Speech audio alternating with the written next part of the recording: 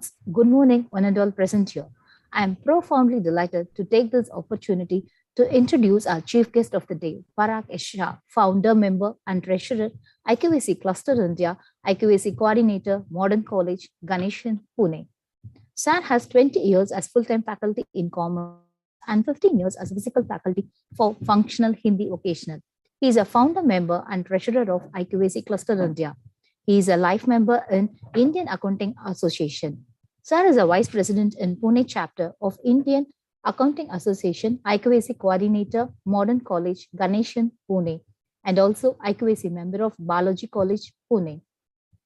He has coordinated two national seminars and two national webinars and a short-term FDP conducted by UGC HRDC Savitribai Phule Pune University. He is a coordinator for soft skill development program as well trainer for IQAC coordinators. Sir is a resource person for general orientation program FTPs organized by UGC HRDC RUSA and also various higher education institutions. Adding to that, he has conducted academic and administrative audit for various colleges. Sir has received Best Teacher Award by Progressive Educational Society on January 2018. He has presented research papers in national and international conferences. He authored 3 books and edited a book titled In-House Research Journal titled Commerce Horizon. A warm welcome to you, sir. Over to you, sir. Thank you. Thank you very much for giving me this opportunity to interact with the participants of the Today FDP organized by Sasun Jain College, Chennai. First, I would like to thank all the organizers of this particular workshop because this is a very important workshop in any accreditation process. DVV plays a very vital role in any accreditation process. So, just a minute, I'll share my screen.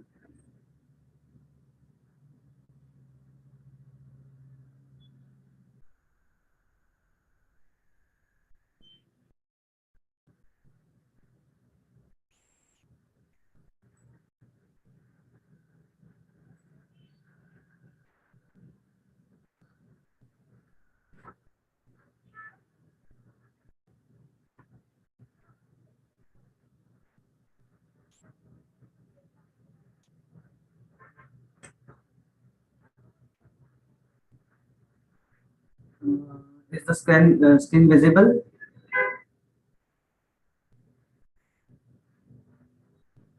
Yes, sir. Yes, sir.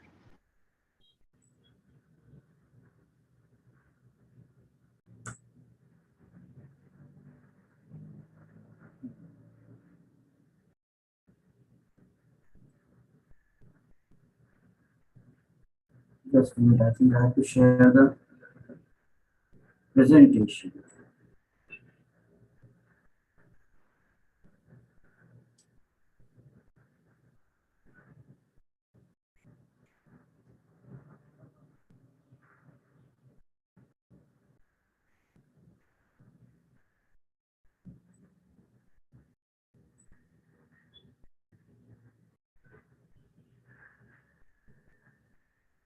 No, I think the presentation is visible.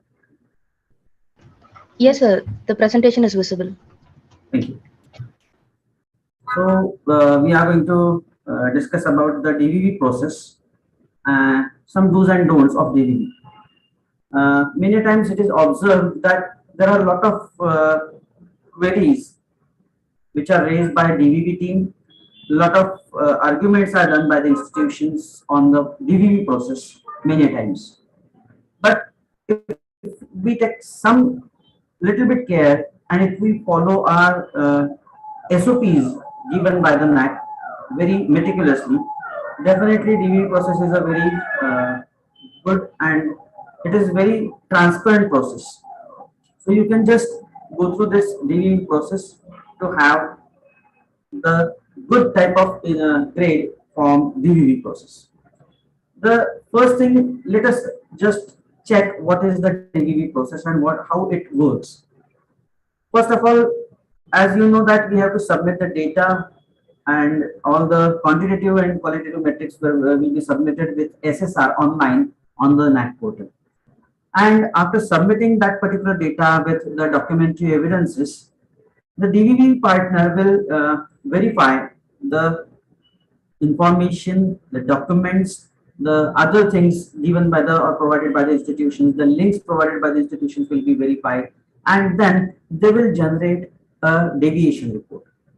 That means if they have some sort of maybe doubt, or maybe they want to check or verify it furthermore, they will find out some deviation or they will raise some queries, and they will send it to the concerned institution. After the deviation report is generated, and if the deviation is found to a large extent, it is very serious matter. If the deviation is to the large extent, it will not be tolerated at all, and then some disciplinary action will be taken against the institution.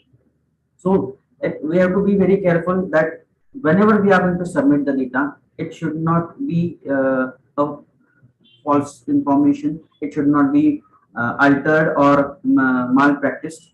So it is better to provide the factual information in the DVD. So if the deviation is found, the HEI will be liable for penalty or legal action. Now, who is going to take legal action? The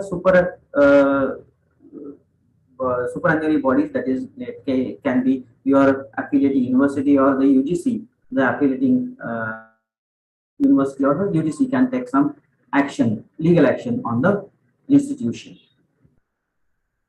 The consequences of all these situations will be the fees will be forfeited.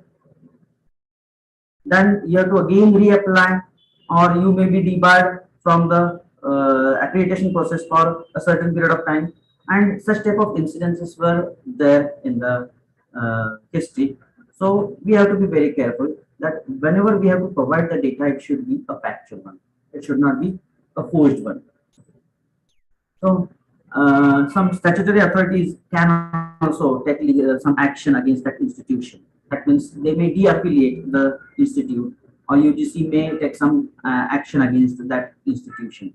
So maybe the affiliating university or the UGC can take such type of action against the institute if such type of incidents happens over there. Then if there is no deviation, that doesn't mean that the DVP will not ask any query. They will ask some query just to verify or just to get more clarity about the given documents. So maybe the deviation is not much or there is no deviation.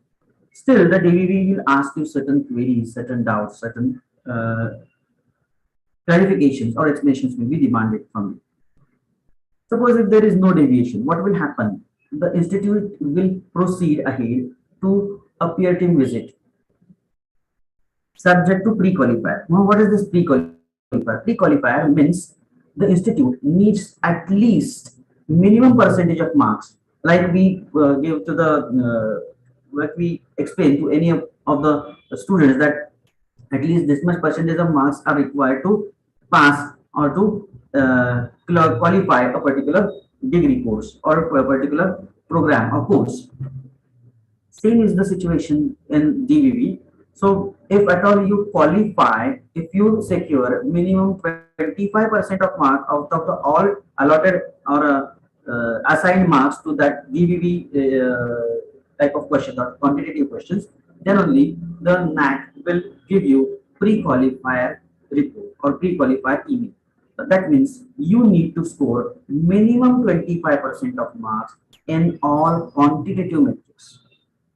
So whatever is the weightage of each quantitative metric, you have to be careful that you need minimum 25% of marks in every quantitative metric, and then only you will be qualified. You will get a qualification email from the NAAC office.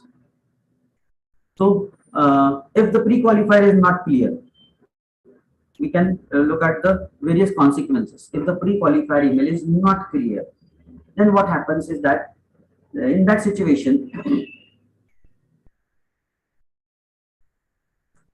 you have to apply again. That means you have to start with the same process again. When you reach to the DVV process and when DVV assesses your information, First of all, you have submitted your IIQA, it was accepted by NAAC, then you have submitted your SSR. After the acceptance of IIQA, you have submitted your SSR within 45 days, and you have submitted all the documents, documentary evidences. We has asked you some clarifications, you have provided them clarifications. But even after all this process, if any institute fails to secure a minimum 25% of the marks allotted to all quantitative questions, the institute will be treated as not qualified and the pre-qualifier will not be clear. Then they have to apply again for the same process. That means again they have to submit IIQA. Again they have to pay the fees. The previous fees will not be accepted again. Or you are not supposed to fill the IIQA again with the same fees. You have to fill the form again, IIQA again. You have to pay the fees again. But in that situation, only after 6 months of receiving pre-qualifier email, you can do this process. That means again you are going to lose 6 more months in this process if you don't qualify or if you don't get minimum 25% of marks in DVV process. Once if the clarification on some metrics is asked, it is the duty of the institution that you have to submit the required clarifications within 15 days of the clarification report received. So whenever you receive this clarification report, the email will be sent on your registered email, and your even on your portal also you can see, you can check the deviation report which is generated by the NAAC. Metric wise, they will give you some instructions. So this is the metric. You have provided this information. Your response is so and so. Our recommended response is so and so. So what do you say? Do you want to change your response, or you want to continue with the same response? If at all you want to change your response, you can change. There'll be one chance to change your response. Or else, if at all you want to continue with the same response, what you can do is you can provide the explanatory documents or further more information to the to support your claim, and that should be done within next 15 days. If you fail to provide this information within 15 days, definitely the assessment and accreditation process will be terminated. So you have to be very careful. You have to submit all the required information in proper time. That means you have to follow the timeline given by the NAAC. So whenever such type of things happen, you can follow those timelines so that some difficult situations may not arise over there. So then IIQ and SSR, for the first installment that you have paid for the at the time of submission of SSR, that all the fees will be forfeited, and you have to reapply after 1 year if you don't submit your clarifications within 15 days. So these are the consequences for not following the proper instructions, proper things which are mentioned by the DVV in the process of NAAC assessment. So let us discuss each point with the required details. Now, as per SOPs, they have mentioned some points in each DVV, and in that particular SOP, they have mentioned what is expected and what you should submit. Even it is clearly mentioned that what you should not submit. There are some things which are specifically mentioned over there. Now, if you look at the key indicator, first key indicator in the first criteria, we will talk only about the quantitative metrics because DVV will be related to only quantitative metrics. So the first quantitative metric under first criteria is 1.2.1, number of add-on certificate value-added programs during last 5 years. So here we have to provide the data for 5 years. And the question is related to number of programs. But if you look at the next quantitative question, it is the percentage of students enrolled in the programs which we have mentioned in 1.2.1. So if you claim that in last 5 years, we have conducted maybe 15 or 20 programs, maybe add-on, some are add-on courses, some are certificate courses, some are value-added courses. No, add-on and certificate or value-added courses, it is specifically mentioned by DVV that these courses should be of minimum 30 hours duration. these courses should be minimum of 30 hours duration. It should not be less than 30 hours duration.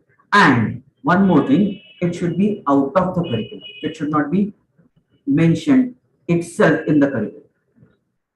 Now, what is the meaning of add-on? Add-on means any additional course designed by the institution or by the teachers of the institution to add some knowledge to the existing curriculum. It is quite possible that the curriculum may have certain things, curriculum may have certain limitations, and the affiliate university has designed the curriculum but with some certain limitations. So what will happen is that the institution may add some more values or add some more contents which are globally acceptable to that particular program by such type of add-on program for add-on courses. So add-on course or add-on program is nothing but any certificate program or course designed by the institution or the faculty members to add some knowledge to the existing curriculum. So it is called as add-on. If it is not related to curriculum, but again it is related to some employability generation or maybe capacity building of the students, then we can call it as a certificate, or sometimes we can call it as a value-added course if it is going to give or inculcate some values among the students.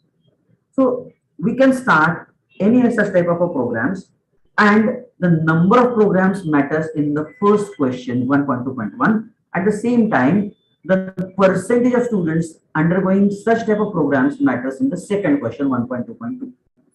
To get good number of marks in both these situations, what we have to do is we have to keep a proper record. Unless and until the record is maintained, you are not going to get any marks. So you have to keep a proper record of all such things. So add-on and certificate programs or courses, you need to keep the brochure, the attendance sheets, the maybe reports, maybe the list of the students admitted or registered for the particular program, add-on or certificate program. Then the summary report of the whole program. Once the program is finished, we can prepare a summary report with some photographs. We can also take some feedbacks from the students. So all these things will be there for the clarification and your explanation that we have really conducted these add-on or certificate or value-added programs. Now, while taking photographs, it is required that nowadays NAAC will insist on only geotag photographs, because geotag photographs will clarify whether the course or the program was really conducted within the campus of the institution on the same date. So all these things will be verified from the geotag photograph. So the NAAC will insist on geotag photographs. So we have to follow the instructions given by the NAAC meticulously. Now, when we analyzed the DVV reports or the clarifications asked by NAAC DVV team to many of the institutions, we got to know that many times the institute fail to provide all possible details. For some programs they have brochures, for some programs they don't have brochures, for some programs they have notices, for some programs they don't have notices. For some documents they have the scanned signature of director or head of the institution. In some of the case situations, the reports were uploaded as it is without any signature, without any attendance.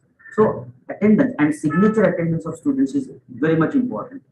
So we have to be very careful while uploading the attendance sheets. It should be a signed one by students themselves, and again it should be verified by the coordinator of that particular value-added program or certificate program along with the head of the institution. So all such type of reports, the annual reports of these activities should be uploaded. Now, whenever you have a lot of programs, many programs at a time, and you have to submit a lot of information, it is better to keep it year-wise, separate. Or again, in each year, you can have the title of each program with the report and all possible documents. maybe the brochure, the attendance sheets, the invitation letters, the thanks letters, the attendance sheets of the students, maybe the feedback of the students, action taken report on the feedbacks, certificates distributed to the students. All these things can be uploaded on the website. Now, in many situations, if many such type of courses or programs are conducted by the institution, this file becomes a voluminous. So it is better to bifurcate the file in different maybe small type of files, so that the time required to click on the link and getting the file open will be less. Because if your file is too voluminous, and if the after clicking on that particular link, if the file is not immediately opening, the DVV people may not go in detail with that particular documents. So it is required that your files should be break up in small number of volumes. So if you have 10 different programs, program wise you can conduct, we can have separate files. If you have conducted programs every year, year wise you can bifurcate the files. Year wise and program wise you can have separate links. You can provide a index. So for the year, maybe if it is the year 22-23, for the year 22-23, these are the programs. This is the link for year 22-23. Then once the link is clicked, you will get a title page wherein the title of each program will be mentioned over there, and against each program title or each certificate for add-on course title, you will get a link which will open that particular course records. That will be easy to retrieve the data, easy for even the DVV team to verify that in every year these courses were conducted, and they will immediately verify your data. So it will be very easy to submit this particular information. Let us move to the next key indicator, which is 1.3. The next key indicator, the quantitative question is percentage of students undertaking project work, field work, or internship. Now, in this situation, previously in the previous assessment or previous type of manual, it was specifically mentioned that this information is required only if it is mentioned in the curriculum by the affiliating university. So if only if it is mentioned in the curriculum, then only this field work, project work, or internship was calculated by the DVV team in the previous session. Now, from 1st June 2022, we have a latest manual of assessment and accreditation, wherein they have removed that type of condition that it can be or cannot be the part of curriculum. The completion of fieldwork, project, or internship can be or cannot be the part of curriculum. So even if the students are going for internship or field work or a project, they are completing a project which is not mentioned in the curriculum itself, still the institution is going to get marked, because the institution has taken much efforts to give hands-on experience to the students, and that is why the thing was changed by the NAAC, and it is a positive point from the point of view of all the higher education institutions which are going to go for the assessment. So in this situation, what is required is we have to provide for the field, the records related to field projects or internship. So first of all, we have to provide the year-wise list of the students which undergo such type of activity, which go for such type of activity. Now, it is required that we have to avoid the repetition. If one student has gone for maybe field work, also the project also, and internship also in the same year, student will be counted once. One student has undergone just 1.3.2 type of activity in 1 year. So only once it will be counted. So the repetition of the students in the same year for multiple activities will not be counted as multiple entries. So what we have to do is we have to provide a year-wise list of students. They have given the DVV sheet. According to that DVV sheet, we have to provide the information. But again, I'll tell you that try to keep additional information ready with you. So you have to use that DVV sheet, no doubt. But when it is at your end, you have to keep a copy of that same DVV sheet with some additional amount of columns. So maybe in the DVV sheet they will ask about the name of student, the name of program or name of course under which the student has completed this internship or project work or field work, or some other information or the link or the certificate they will ask over there.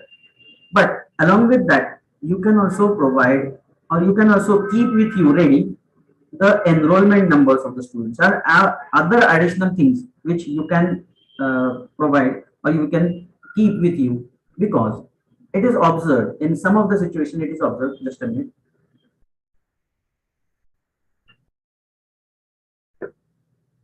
in some of the cases it is observed that once the DVV sheet is completely provided to the DVV, the Excel sheet was provided to the DVV as per the given columns, because we are not supposed to add or delete any column of the DVV sheet which is provided over there. But still, when the clarification was asked, clarification was demanded, they have added one more column. Okay, you have provided the list, year-wise list of the students. Now, provide the enrollment number of these students. Now, if the number of students is too large, if it is in thousands, it will be a very much difficult task for you to complete the given instructions or to complete as per the given instructions to complete this task within 15 days time frame. Because once they raise the queries and they send you the deviation report, what is expected is you have to submit the clarification and the demanded information within 15 days time frame. If you have a lot of information with you and you have many students, the thousands of entries, I have seen in one of the institutions there was almost 75,000 entries for these type of situations. No, it was very difficult for them to add the enrollment number of each student year wise. Now, 75,000 is for 5 years. So it was very difficult for them to add the enrollment number of every student in that particular list. So if at all we keep it ready at our end, not in the DVV sheet, we are not going to provide it at the first instance. Let it be whatever they are asking, we will provide it. But if at all, when they are going to raise the query, and if at all they are going to ask for more clarification, and if they add one more column, the data will be ready with you. You will be very fortunate to provide that information within fraction of second. You will not waste your time in giving that information. So keep all such type of things ready with you. All the documents should be scanned one. It should be on in a soft copy, and on every document, the sign and seal of the head of the institution is required. If the documents are in or the reports of any of such activities are in local language, it is required that it should be translated in English, and that English version should also be provided. Many times they will ask about some resolutions, some letters from the university, and if the university letters are in regional language, again we have to be very careful that we should provide the translated version of those documents. Otherwise, it will not be accepted by DVD. It is the requirement. Now, the next question is feedback. It is related to feedback. Now, in this new format, there is some change in that feedback system. The institution obtains feedback on the academic performance. What they are saying that now it is the wording is changed in this new framework. So academic performance and ambience of the institution. So maybe in the previous few years you have not incorporated the questions on the ambience, on the academic performance of the institution. You can incorporate these questions in your feedback questionnaire. Get the questionnaires filled from your students, teachers, your own teachers, the employers means employers of your students, your past out students, that is employers of your alumni and your own alumni. Alumni should also be the maybe recent one in last 4 5 years, so that they can comment on all such type of things. And It is again what is required by DVV is you have to get the feedback. It should be collected. It should be analyzed. Some action must be taken on that feedback. Report that action taken report and feedback reports, the analysis report of the feedback must be kept on the institutional website. So you have to keep the record properly. You have to get the feedback forms filled from your own students, your own teachers, employers of your alumni, and your alumni from all four heads and get it analyzed and keep that action taken report available on the website. There should be a separate tab. I'll suggest that every institution should have a separate tab for assessment and accreditation on their website, and that tab in under that tab or under either NAAC, or you can have some separate page, web page on your website.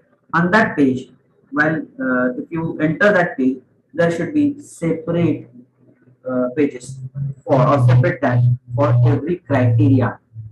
Under each criteria, there will be separate tab for every key indicator for which you are going to upload those documents. So under every key indicator, you can have the tabs for every year for the 5 years of assessment. So one for year one, year two, year three, year four, year five, and under each year, the relevant documents will be placed over there, so that it will be easy for the DVV team to verify your website and give you some marks. Many times it is observed that the DVV process is sometimes problematic just because the website of the institution is not functioning. So website plays a very vital role in on this process.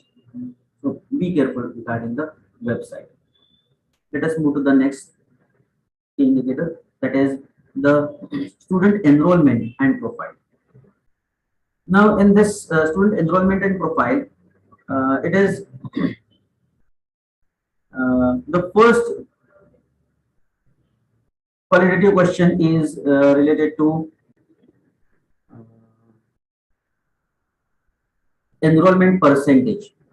Now, when the enrollment percentage is asked, it is the percentage of the capacity that is filled by your institution. So you have to give the proof of the sanctioned copy from the university, that the program was sanctioned by the affiliated university, and they have given in that sanction letter, they have, it is clearly mentioned that the intake capacity of this course is maybe, for some courses it can be 60, for some courses it can be 80, for some courses it can be 120, as per the case may be. So that intake capacity is mentioned over there. So if you have such type of things, you have to mention it over there. You have to upload those documents which are there as a proof that university has sanctioned this program and they have given this intake capacity for the program. Now, the enrollment of the students can be found out from the eligibility numbers provided by the university for each and every student. University will provide eligibility number to every student on that list of the university, or some other document received from the university that so many students were enrolled in your institution for so and so academic year can be the proof that you can provide over there. So you have to provide the document received from the university. Now, many times in some of the universities, it is a practice that whatever document they provide it in the local language. So it is, if it is in local language, you have to translate it to English and then you have to submit it. You have to submit both the copies, local language one, followed by the translated version of that instrument received from the affiliated university. Now, when the students are to be mentioned, the total capacity is to be mentioned. You have to also mention that the students from first year, second year, or third year, or final year students, how many students were enrolled in the institution year wise. So you have to provide the year wise list of the students. So how many students were enrolled year wise in your institution, and what is the sanctioned capacity of the students? So all these things are required. Even this the list of students is also required for the 2.7, that is student satisfactory survey, we have to upload all that list over there as well. So it is better to keep that list ready. So you can also provide it at this place to mention that this is our enrollment and this is the total capacity of the institution. This is the total enrollment. So it is, sometimes it may be 80%, 85%, 90%, whatever it is. Sometimes it can go up to 99% or some so. So it depends on the institution. It depends on the situation. So we have to provide that particular thing. Now the next and one more thing, this intake capacity. Here we have to provide the total enrollment of the students. Now percentage will be calculated by the system. We are not supposed to calculate any percentage because percentage will be calculated by the system. How they are going to calculate the percentages? Before entering any data and just metric wise responses, they have given some extended profile. Extended profiles are mentioned over there. You have to put some value, some information in that extended profile, and that extended profile will serve as the denominator for every matrix wherever there is either percentages to be calculated or ratios to be calculated. The denominator will be fetched from that extended profile. In that extended profile, the NAAC people will ask you about the total number of programs, total number of courses, number of earmarked seats for the various programs, or number of sanctioned seats, number of earmarked seats for reserved category. So all such type of data will be asked in that extended profile. That will serve as the denominator wherever the percentage is to be calculated in any of the metrics. So percentage of seats filled. The next point is percentage of seats filled against the seats reserved for some categories. So if there are some reservations, so how many percentage of such type of reservation categories seats were engaged in your institution according to the rules of the state and the central government. So according to the state government, there can be a separate resolution. According to central government, there can be a separate resolution. But we have to provide, this is the resolution by the government, and according to that, these many seats were reserved, that we can provide it in extended profile. And here in 2.1.2, you can just provide the number of seats filled against those reserved seats by the same category students, and then automatically the percentage will be calculated. You will get the response immediately over there. Once you fill that in the NAAC portal, you will get the response. So your response is maybe 62%, your response is 85%, your response is 92%. And that way you can get the response immediately. So you're not supposed to do any calculations. You have to just provide the values, numbers. And along with that, you have to provide some documentary evidences that whatever number you are providing, whatever numerical value you are providing over there, you have to provide that documentary evidence to the DVB team, so that they will verify whatever numbers you have provided are true or not. Then the next is 2.4, teacher profile and quality. Now this teacher profile and quality,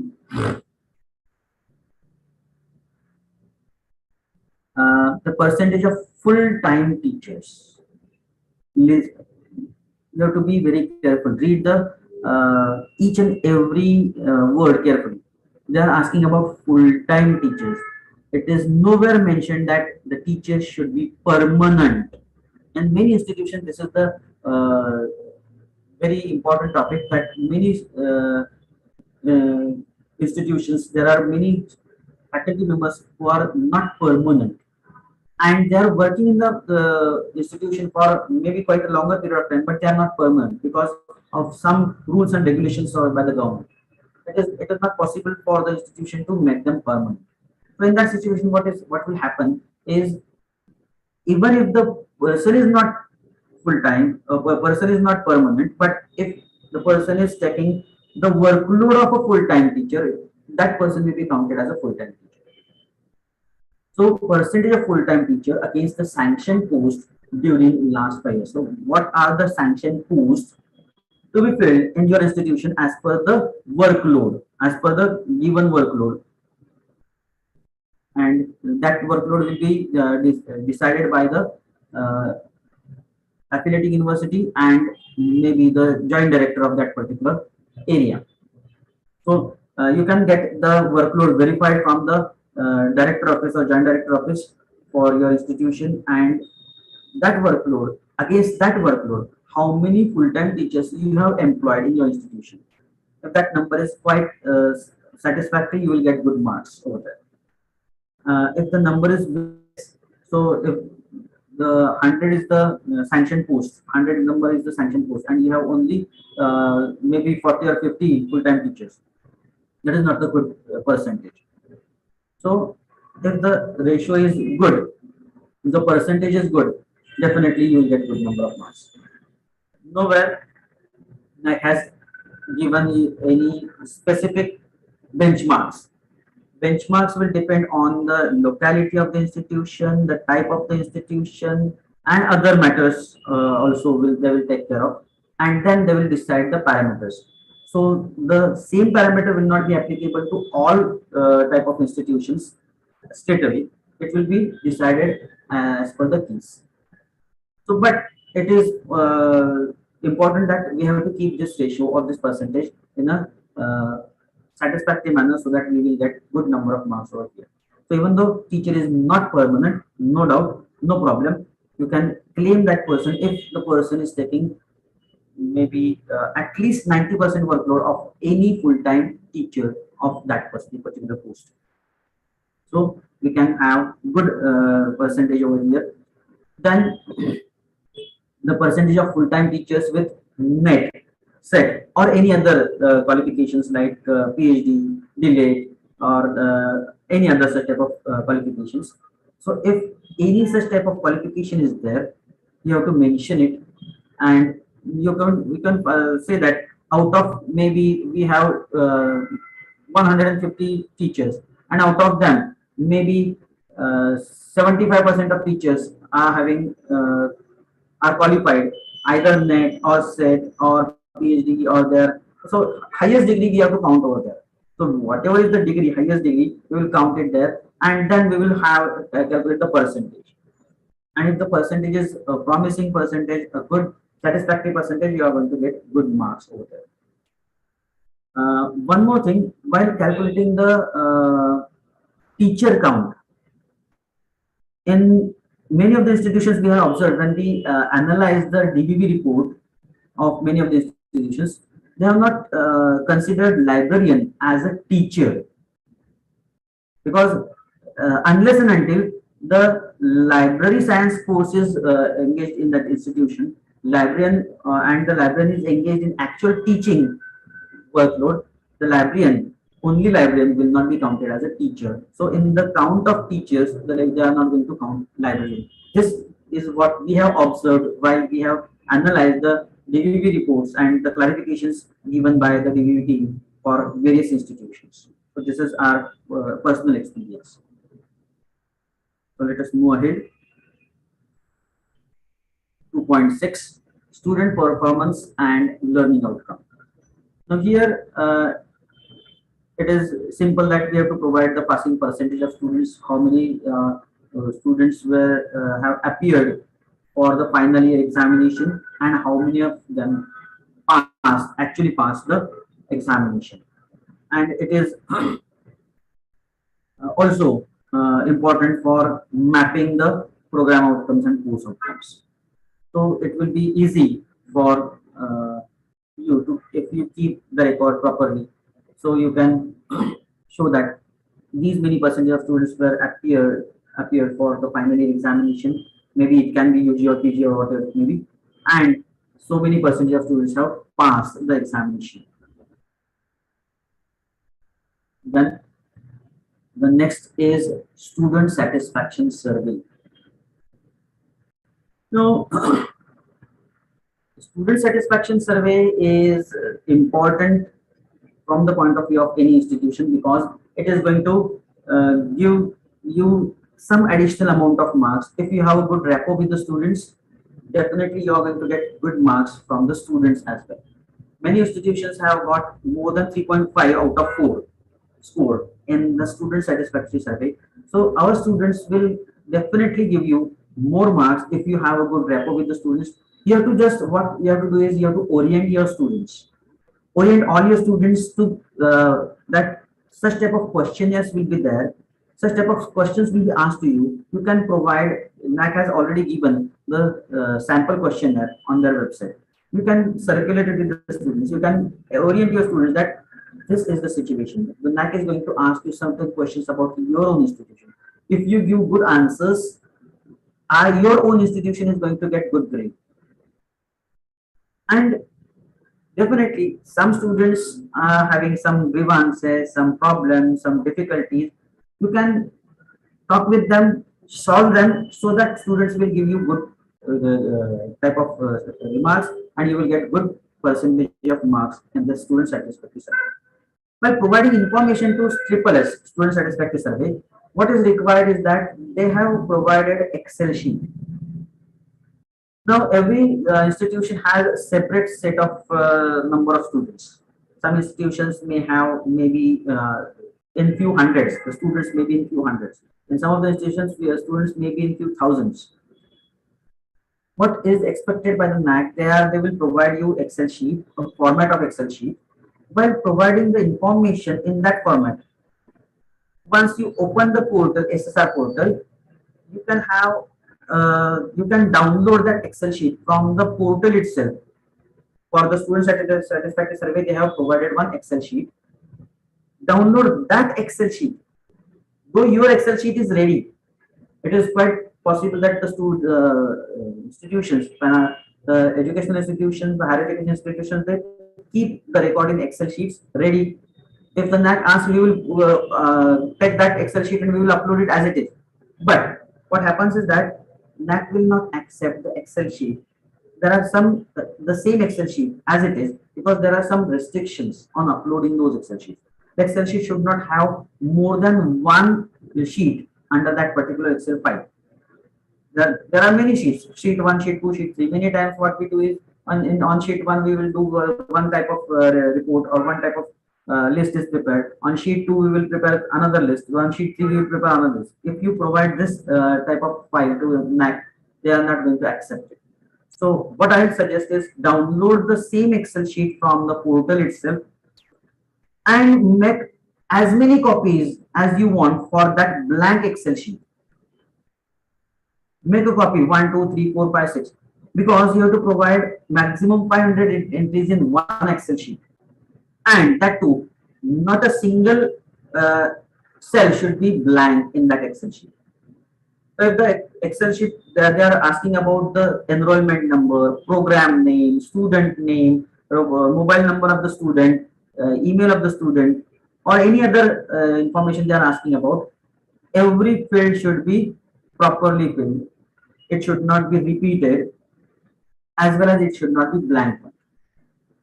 If you provide the information, student information, and if one email is repeated for more than one time, NAC will not accept that information, because the software will immediately tell these records were not accepted. We have rejected these records. If you upload a file of 500 entries, immediately you will get the report will be generated, and they will say that we have accepted 496 out of 500, or 490 out of 500. 10 records were rejected. You can also see which were rejected and why it is rejected. Sometimes it will be rejected for not proper giving the mobile number. If the mobile number is less than 10 digits, it will be immediately rejected. If the email is not properly written, it will be rejected. If email is repeated, it will be rejected. If there is a blank entry without either enrollment number, without email, without telephone number, it will be rejected. So you will get the list of the student, including the name of that student, that these students list is rejected. We will not accept these entries. So it is quite possible if you upload, if you have maybe 3,000 students, you have to upload the list of students in the multiple of 500. So one Excel sheet will be for 500. Another same copy of the Excel sheet again another 500, another 500. Like that, you have to upload six Excel files to provide the list of 3,000 students. And it is quite possible that out of these six Excel files, maybe in some of the files, some of the entries were rejected. Some of the entries were rejected. Either find out those entries, find out those names of the specific students, update the data, whatever is required, whatever is missing, update that, and you can upload the seventh file as well. Okay, seventh file as well. But at any case, the number of entries should not exceed the total number of students that you have entered in the extended profile. In the extended profile, you have entered the number of students, total number of students year wise, and just for this particular triple S, you are going to provide the current year students data, and it should not exceed that value, but at least it should be more than 60% data. Okay, so they will accept it. They will accept that more than 60 or 70% data is provided to you and it is accepted by them. It will show in the student satisfaction survey, there will be a indicator showing that your system is, whatever information you have submitted is 100% fulfilled as per their requirement. That doesn't mean that you have to stop over there. If you have few more information of few more students, provide them. In any situation, it is not expected that all 100% students information should be accepted by NAAC, or it may not be accepted by NAAC sometimes. So you may provide 94% of information, 96% of information, that is sufficient. So if your count is at least 90% or above, then no need to worry. No need to worry. That means whatever information you have submitted is accepted and it is sufficient for the assessment process to proceed ahead. Because we know that there are some technical difficulties. Some of the students may not have their own email address, or some students may not have their mobile numbers, or maybe due to some uncertainty in the office or office records, we could not fetch the data in the proper format. Let it be. If your information is more than 90%, is well and good. Don't worry about the remaining part, remaining negligible entries, maybe 4%, 5%. Let it be. Immediately, the indicator will show you that the requirement is fulfilled. Next requirements about the student satisfactory data is fulfilled, so you can proceed ahead for the next process. So, but what I want to say is you have to be careful. Whatever information is ready in your Excel sheet, just copy paste the same data in the Excel sheet given by NAAC itself. Don't provide your own Excel sheet at that place. And even if you try to take the blank Excel sheet from other institution, that will also not be accepted by the system. So your Excel sheet for your institution will be a unique one. So don't try to get any blank Excel sheet from someone else. Let us move ahead for the next indicator. So the third criteria, and the third criteria, the key indicator 3.1.1 is the grants received from the government and non-government agencies for research projects, endowments in the institution during last 5 years. So here we have to provide the information for last 5 years, and the funds received should be for research work. Other than research, if any funds are received, it will not be counted here for this key indicator. Here only research funding will be counted. What documents are expected? Name of the project, the endowment, or the endowment, or then who will be the principal investigator? What is the allocated amount of fund? The duration of the research project. Whatever the project is allotted, what is the duration of that project? Name of the funding agency, or the contact details of the funding agency, or the government agency from where this funding is received. The additional proof that we can provide will be the MOUs with those institutions for maybe research work or project work. If you have any MOU or the sanction letter from that particular institution, you can provide it as a proof that this was sanctioned, this was the MOU that we have entered with that institution. Then amount received, that amount will be deposited in the bank account of the institution. So you have to provide the extract of bank account for the amount that you have received for so and so purpose. There should be a separate account for research funds received by the institution, and so that it will be easy to extract all the funds received only for such type of research work and project work. Then once the research work is carried out, once the research work is done, you have to also submit the utilization certificate to the funding agency. So that utilization certificate, which is signed by the competent authority and which is assigned by the auditor of the institution, can also be the documentary proof that can be uploaded with the DBV process. So the grants received from the apex body, grants received from the private agencies or the companies or the institutions can also be recorded over here. But the thing is that the audited statement of fund utilization and the report of this completed project should be uploaded. Now, in this situation, if the institution has received grant from the parent body, their own parent body, or their sister institution, so it is quite possible that if the one of the institution is having many branches or many sister concerns, one is one college is situated at one place, another college is situated at another place under the same management.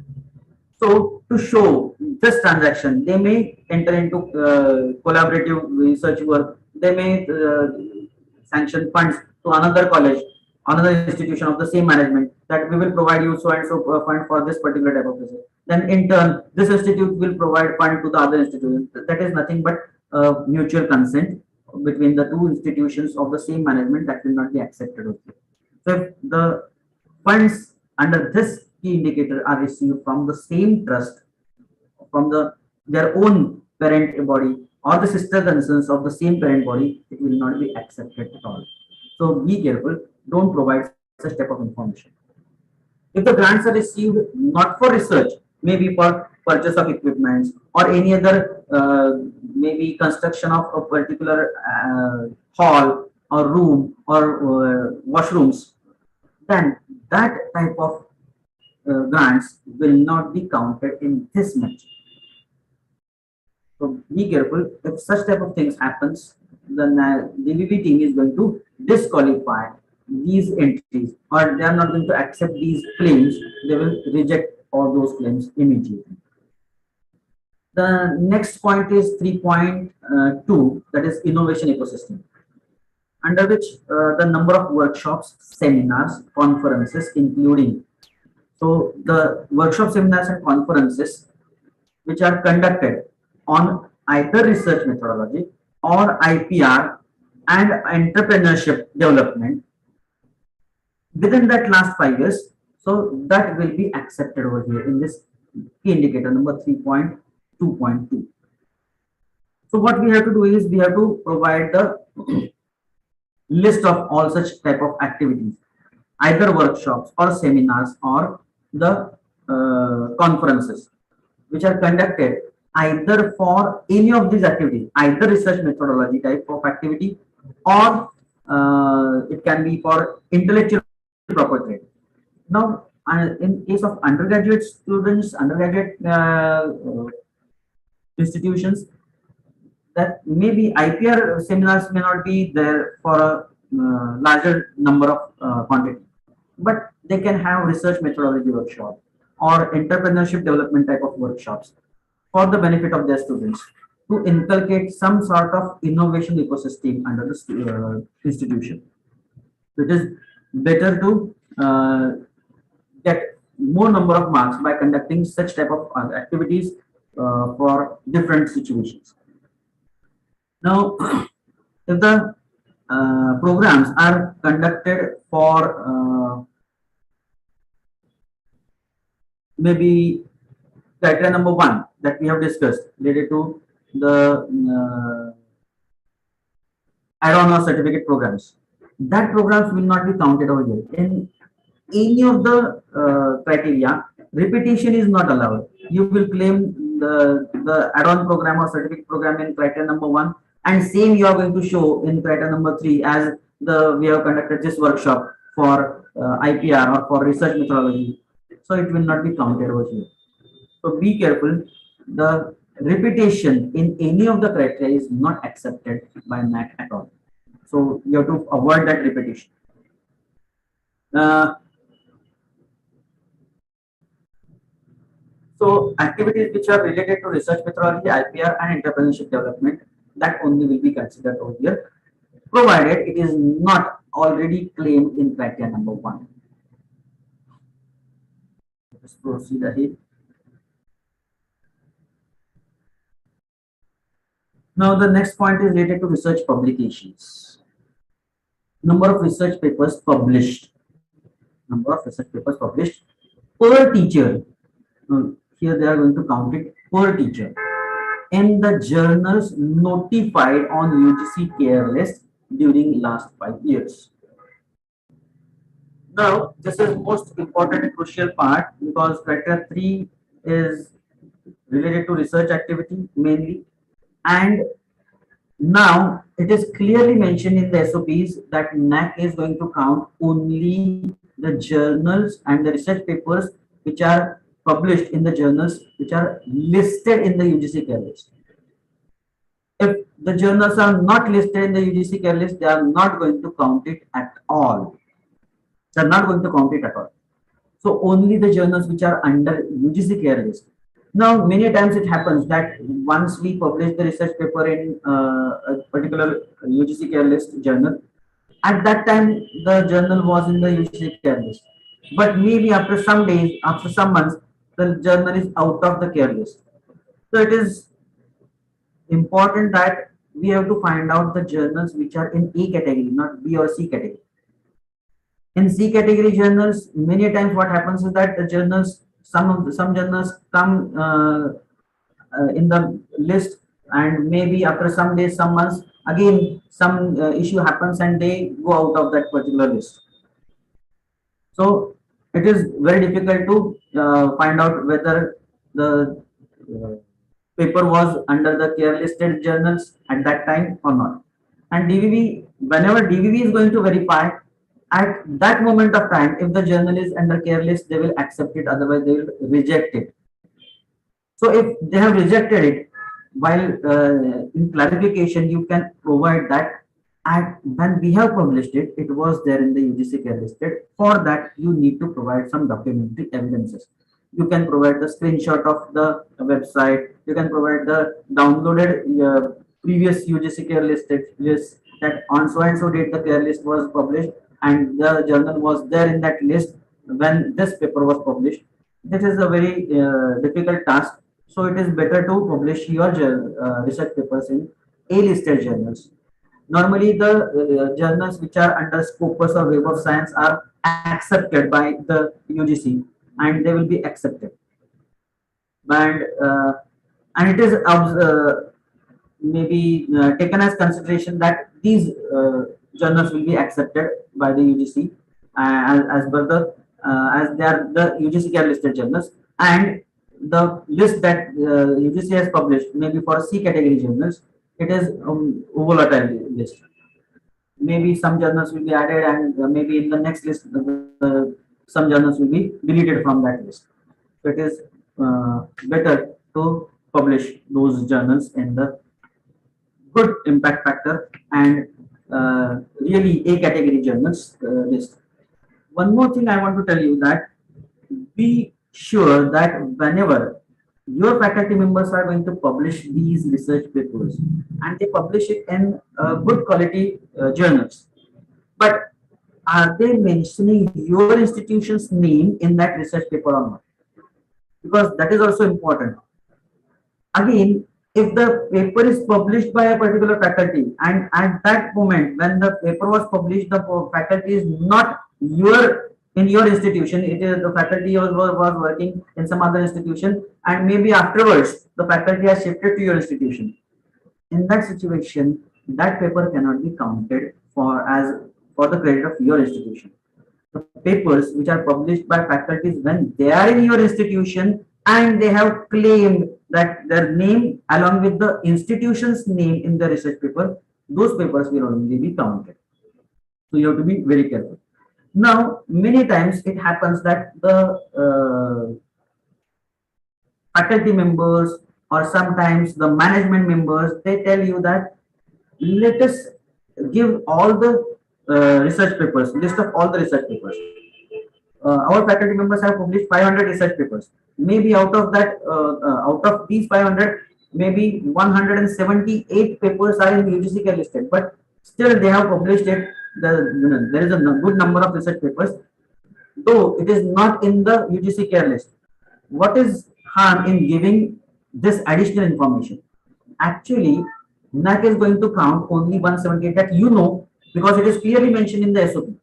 And if you are going to provide 500 list of 500 research papers, what the DVV partner is going to do is they are asking about the links, the proper links of that research paper.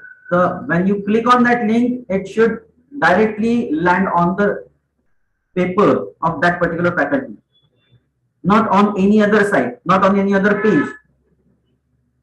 It should directly open the paper of that particular faculty and it should show that in this journal, this faculty research paper is published.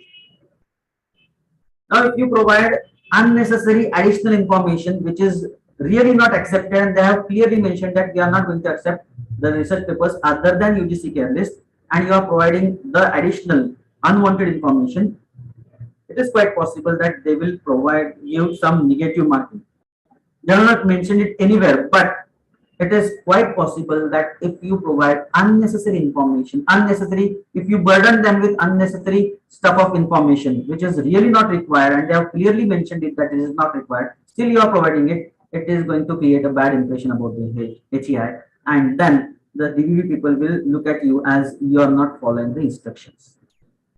So please follow the instructions. Don't provide unnecessary, unwanted information at any point of time in DVV process. Same is the case with the books and chapters of edited books or the published papers in national or international conference proceedings. Again, here it is clearly mentioned by the DVV that they are going to accept all those books and chapters in the books which will have the ISBN number.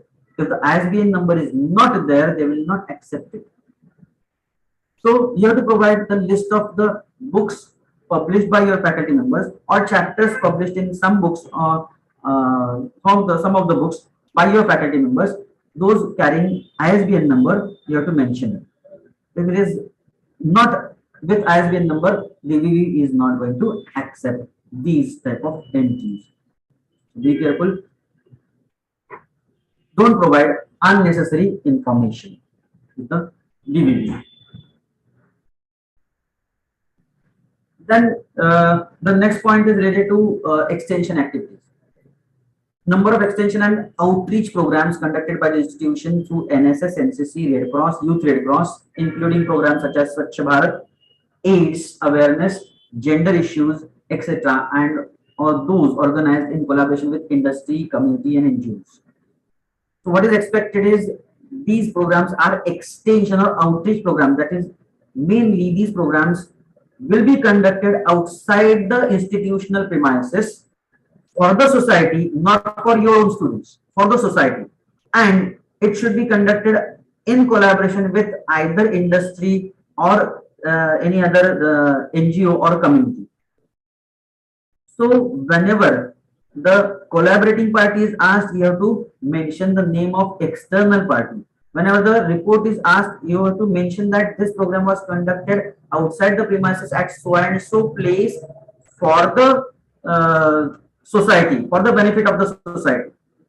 And it is under NSS or NCC or Youth Red Cross or any other thing. But many times it happens that the department, maybe one of the department takes this activity. Okay, we will conduct this activity under a particular department. Let us take one example. Or maybe a psychology department is going to conduct some activity as extension or outreach activity program. But when they prepare the report, they prepare it that this is the activity conducted by the psychology department of the organization. So what we will understand, we will understand that this is the activity conducted by the department itself for their own faculty members or their own students. Unless you mention that this program is conducted outside the premises with the help of our students, but it was conducted for the external community, outside community, the benefit of the community, it will not be accepted, and it is in collaboration with some external agency. So in the conducting or collaborating agency, you have to mention the name of that external agency, not your own department's name, your own institution's name. If you enter your institution's name or your department's name, DVV is going to reject it because it is conducted by your own institution and for your own benefit, not for the society. So it is very difficult to prove in that situation. It is very difficult to prove that it was extension activity.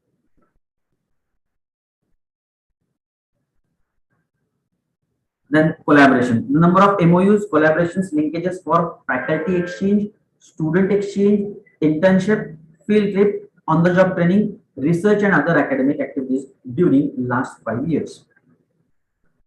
Now, if you have such type of MOUs, the important thing under any MOU is that MOU should be functional. MOU should be functional. Once you enter the MOU, that is not sufficient. Some activity should be conducted under that MOU, year-wise. Once we have prepared the MOU, and in last 5 years we have conducted only one activity, and that too when the MOU was signed, and that month only we have conducted activity. But then other than that, we have not conducted any activity in last 4-5 years. That will not be accepted. So MOU should be functional. If you have signed the MOU, every year there should be some consistency in conducting the activities. So MOUs for these type of collaboration, maybe student exchange, faculty exchange. Now, whether student exchange and faculty exchange should be paid one or not paid one, who is going to bear the cost, that should be decided under the MOU. It is as per the agencies, those who are going to sign that MOU, they will decide, mutually decide about the proofs. So whether it should be paid or not, whether our maybe 4-5 faculty members will visit your institution, they will give guidance to your students. Your students will come to our institution, they will handle some experiments, they will go for some project, or they will work with our research students for some days. That can be the collaborative activity, or maybe exchange, student exchange program or faculty exchange program, and that should be done under a proper MOU, so that you can show that this is the document evidence, we have signed this MOU, under this activity was conducted. So you have to immediately prepare a report, a short report about that particular activity. It should be signed with the competent authority. There should be some photographs, maybe geotag photographs about that particular activity conducted by the organization, and then some feedback of the students who are participating in student exchange program, or faculty members who are participating in that faculty exchange programs. So that type of feedbacks, some other reports will be the proof that you can provide for this particular activity. Now the next, that is fourth criteria, is related to physical facilities available in the institution. Criteria number 4 is related to the infrastructure and learning resources. So what type of infrastructure and learning resources are available in the institution? So it is mainly related to the physical infrastructure, which is for the academic and sometimes for the extension and outreach activities as well. So the first indicator, the first quantitative metric under physical facilities is percentage of expenditure excluding salary component for infrastructure augmentation during last 5 years. Now here, the expenditure which is done by the institution It can be shown by the statements, final statements of accounts at the end of every financial year. After every financial year, the statements like balance sheet and income expenditure statements are prepared by every institution. Now, when these statements are prepared, the total expenditure is normally mentioned in that statement, income expenditure statement. The total expenditure is mentioned. One of the point in that expenditure statement is related to salary. Other than salary, what is the total expenditure that we have to find out, and then we have to mention what is the total expenditure of the institution excluding salary, and this part will be asked in the extended profile that I have told you, that we have to provide some information in extended profile, so that the percentage will be calculated over here. If you mention that for infrastructure augmentation, this was the total expenditure year wise, for year 1 this, year 2 this, year 3 this, like this was the expenditure. And here for this metric they are going to count only augmentation. Augmentation means to create something new, to add something new. New physical infrastructure is added or created, then it is called as augmentation. If it is the expenditure on maintenance of existing infrastructure, it will not be counted for this metric. For maintenance, there is a separate metric. For augmentation means to add your existing infrastructure, add something to your existing physical infrastructure. You have constructed a new building, you have constructed a new classroom, you have constructed a new hall. So that is called as augmentation. Or you have purchased a new particular new building for your institution. That is called as augmentation. So add your existing infrastructure. So what is the total expenditure in last 5 years? How many in rupees lakhs? How many expenditure was done out of the total expenditure? The total expenditure will include the other expenses which are not under this augmentation. The infrastructure augmentation expenditure is a capital expenditure. Once you do this expenditure, the benefit of this expenditure will be paid over a number of years. Because once you prepare the building and if you construct a building, it is going to be utilized. You are going to use that building for maybe next 10-20 years. So expenditure is done in 1 year, but you are going to use that expenditure, that benefit of that expenditure for the next 20 years, 25 years, or even more than that. So this is called as a capital expenditure. Expenditure which is a short term, for short term period, expenditure on maintenance of the facility, or the cleaning facility, or repairs facility. So if there is some repairs, there is some maintenance, it is called as a revenue expenditure, which is limited only for a specific period of time. And after that, again we have to do that expenditure. So it is a recurring type of expenditure that will not come under here. Now, one more important thing we have observed in many assessments when we analyze the DVV sheets, or whenever many institutions have shared us their DVV reports, and we have analyzed those reports, we have observed that many institutions fail to provide the audited statement, audited income expenditure statement, which will highlight that this is the specific expenditure for infrastructure augmentation.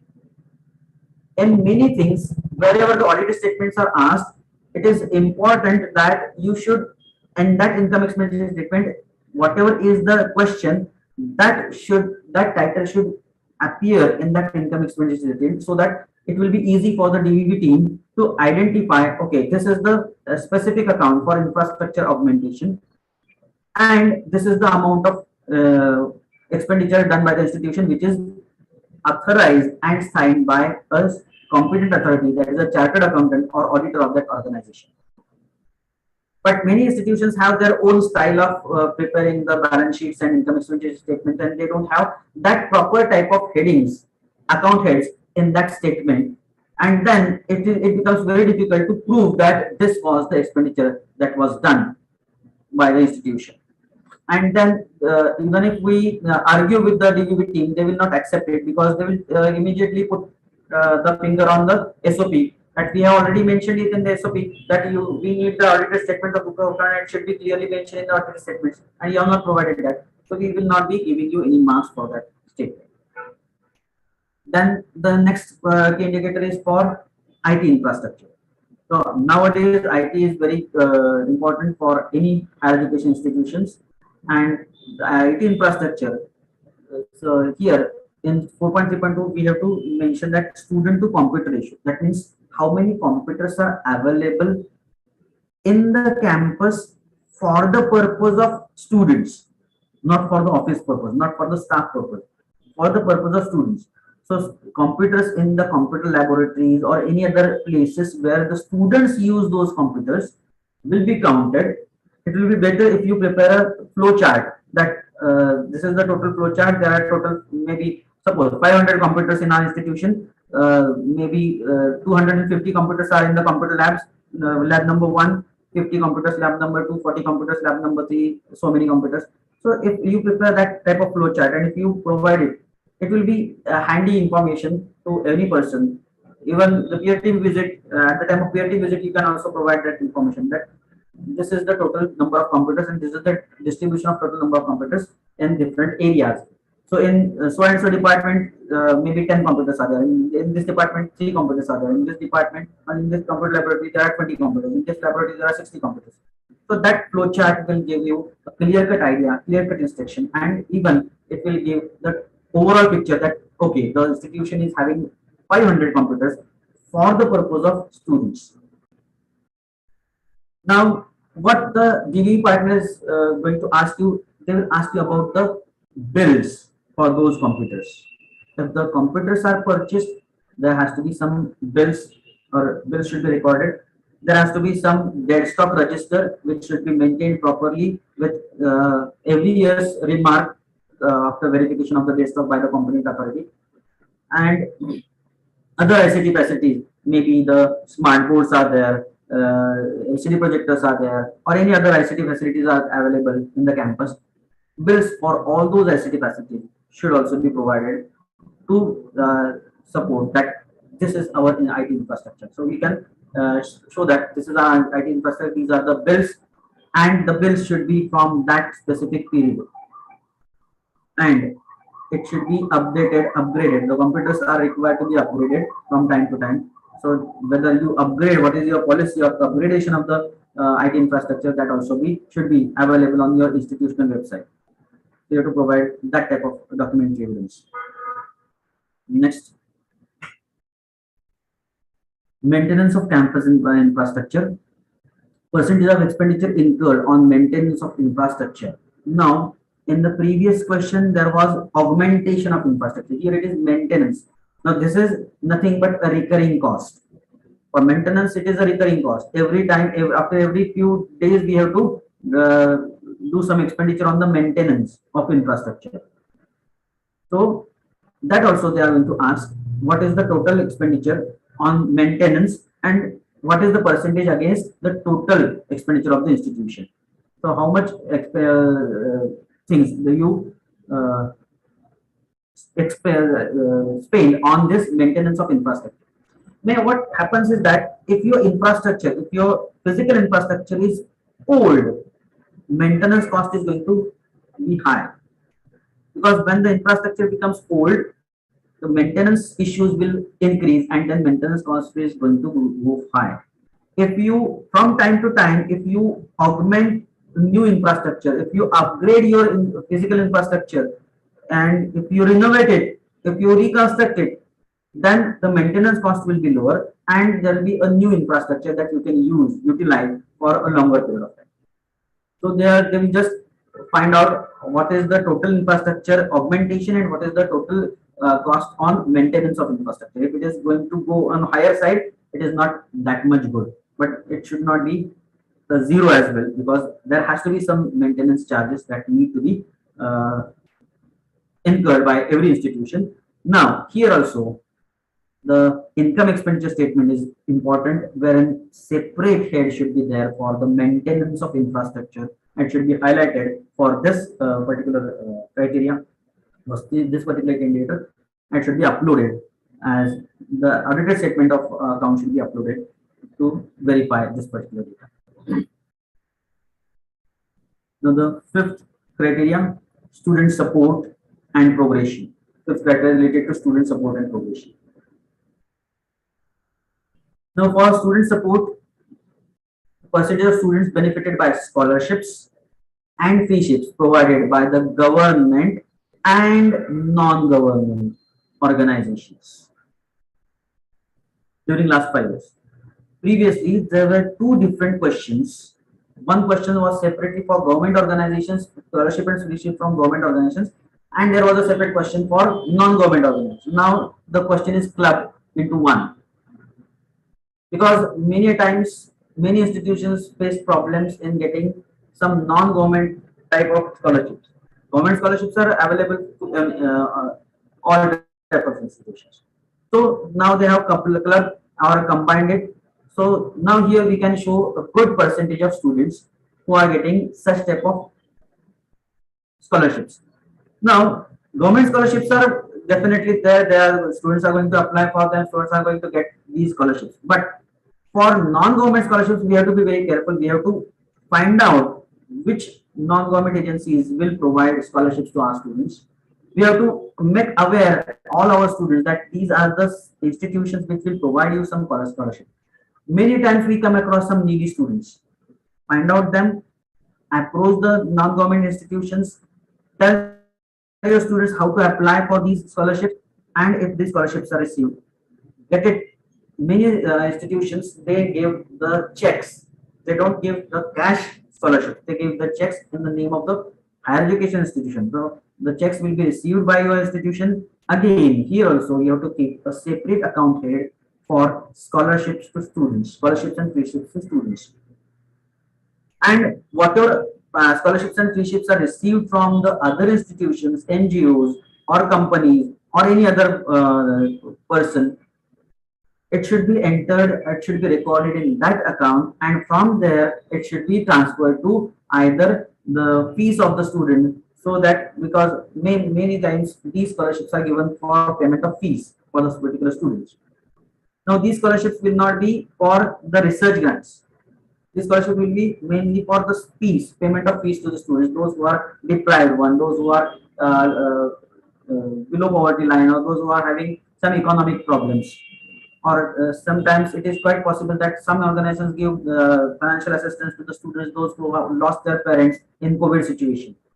So you will get such type of information, such type of inputs, such type of entries for your institution.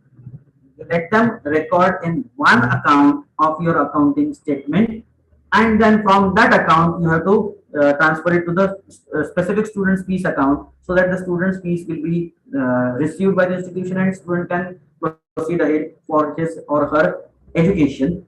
At the same time, if the entry is routed from a specific account titled student scholarship account, it will be recorded, it will be shown in the balance sheet under income expenditure statement, and then auditor statement will show that specific amount of scholarship was received from so and so organizations. We have to provide the sanction letters of those organizations, or the other type of maybe sanction list of the scholarship given provided by those organizations, along with the bank entries, bank transactions. So you can provide the bank statements, so that these amounts were actually received. And then you can also get the student signature on that I have received this scholarship from so and so institution. It was deposited in bank account of the institution, and then it was reimbursed to me or reimbursed against my fees. So that application, that signature of the student will be the documentary proof over there. And also the accounting statement, audited accounting statement highlighted with this student scholarship account can also give the right type of information, and DVV will accept that information. So important thing is that accounting information should be perfect. The next thing is capacity building or skill enhancement initiatives taken by the institution include the following. So what are the capacity building initiatives taken by the institution? These initiatives are bifurcated in 4 categories. Either it should be a soft skill, or language or communication skill, or life skill, that can be the yoga, physical fitness, health and hygiene, or ICT or competence skills. Again, here also these should not be the regular part of your curriculum. So capacity building program should not be the regular part of the curriculum. You have to conduct these programs, but not under the regular curriculum. Now, they will ask for the documents. They will ask for the brochures, notices, attendance sheets, the enrollment of the students, then their evaluation, how you have done the evaluation, if at all it is done. And then they will ask for the certificates after the completion of these programs or activities. Have you issued certificates to the students? So if you have conducted these activities and issued the certificates, that can be the best proof that you can provide along with the students' feedback. So what students felt against it after going through these activities, whether really their capacity is built or not, whether they have really gained something from that activity or not. So that type of feedback will be a very good documentary proof that you can provide for the DVV process. Percentage of students benefited by guidance for competitive examinations and career counseling offered by the institution during last 5 years. Now here the students, those who undergo such type of trainings or such type of or attend such type of guidance sessions from competitive examination, many institutions have their separate competitive examination guidance cell. And if such type of guidance cell is available in the institution, how many students have actually participated in those sessions which were conducted by the competitive examination guidance cell? So the list of the students, the circular brochure for taking participation in those activities will be required. Activity report after the completion of that activity report or annual report of that committee cell, competitive examination guidance cell center, they will prepare the annual report. These many activities were conducted annually, and so many students participated over there. Photographs of such activities, mainly geotag photographs, will be good for such type of activities. The list of student participants enrolled and benefited for those programs. So those who have already enrolled and got the benefit of listening to the guidance sessions or participating in such activities will be taken as the number of students. Now here, the attendance certificates of all the students, those who will participate in these activities, will be the documentary proof, and the schedule, the timetable, whether the library has a separate section for such type of competitive examinations, and the students can refer those books, and how you create awareness about these exams in your campus. All such type of notices will be the documentary proof for this claim. Now here it is important that you have to provide the total list of the students, those who were actually taken participation in these activities, along with their actual attendance signatures. Okay, that doesn't mean that once they have benefited, that means once they have accepted, where they have gone through this particular guidance cell, they should clear that competitive examination. Here the question is related to the benefited students from the guidance cell. Benefited students means those who undertake that activity or those who take participation in those activities. That's it. Whether they qualify that examination or not is not the question over here. So we have to provide the list of all the students, those who have undergone the different sessions conducted by competitive examination cell. That's it. So sorry, that percentage will be more. Let us move to the next question. The institution has a transparent mechanism for timely redressal of student grievances, including sexual harassment and ragging cases. Now, many times, many institutions, they try to avoid give any case over there. We don't have any grievance. We don't have any such type of cases. It is quite a difficult situation when there are a lot of people working in same institute, in same campus, and they don't have any grievance. It is next to impossible. Maybe the grievances are not up to a great extent, not up to a very large extent, But even if there are some small grievances, small issues, let them come on the record. Let them come on the record. Let them take some action against that, and then you can show that yes, there were few grievances, not major one, but there were few minor grievances which were tackled by the committee, which was constituted by as per the guidelines given by the statutory regulatory bodies, and these were the committees. It can be the internal complaint committee. Some of the institutions have separate committees for anti-ragging committee or maybe anti-sexual harassment committee. So they may have separate committees, or some institutions may have a combined committee, which all grievances will be tackled by the committee. But there should be some policy, grievance redressal policy of the institutions, which should be available on the institutional website. There should be the mechanism of redressal of grievances, and how in time bound manner we solve these grievances, if at all there are some, and how the student can approach to those people. If there is a committee, students should know that there is a committee for such type of grievances. So to whom they should contact? There should be a list of the committee members along with their phone numbers, and that list should be displayed on the campus at various places as well as on the website of the institution. And that on campus boards, the geotag photograph of that display boards and the website screenshot can also be provided over here, that we have created awareness among the students. We have informed them that these were the different committees. If you have any grievance, you can contact these people. Their phone numbers are also mentioned over there. The meetings or minutes of the meetings of these committees and some action taken report of these committees should also be made available as the grievance that for the sake of this particular key indicator. The report, if at all there are some grievances, and you are going to mention those in the report, it should be anonymous.